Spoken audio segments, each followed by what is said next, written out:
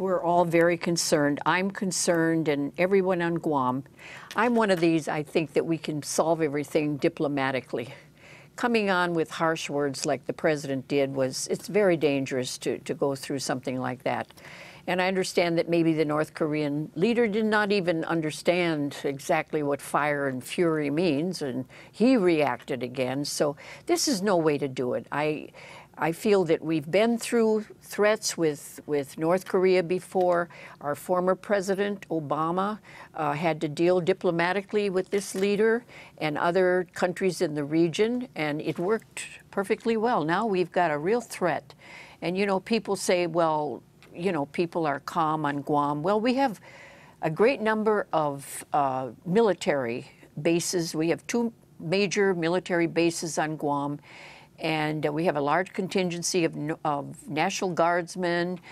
We have the THAAD missile defense operation there, which I was able to get a couple of years ago when these threats first came about. So we've been told by the military, by Secretary Mattis and Admiral Harris, that they were going to take good care of Guam if anything like this happened. And this was before the threat.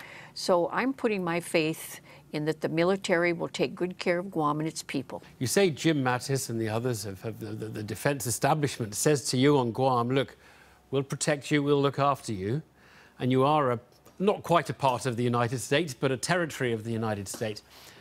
What's he promised? I mean, what can they do?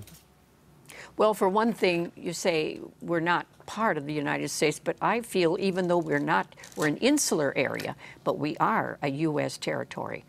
And they have said, well, they're ramping up their military activity. You know, we have huge bases on Guam, and now already we are hearing that they're beginning to ramp up. And when they spoke to me, they always tell me, you know, of our close proximity to North Korea. So our island would be a very strategic area to ramp up military activity if a war broke out.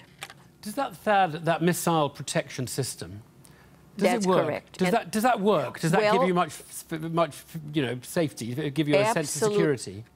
Absolutely, Evan. It's giving me the sense of security. They've been through a number of tests and briefings, and I understand that every one of the briefings has come out 100% accurate. You say you don't like this kind of tough talking that's going on. I wonder what you think the Americans should be doing, because it is a problem, and it is going to be difficult to negotiate with Kim Jong-un. And indeed, they did try and negotiate with the North Koreans and persuade them not to have a nuclear program all those years ago, and they reneged on the deal. I mean, what is the approach that you would take?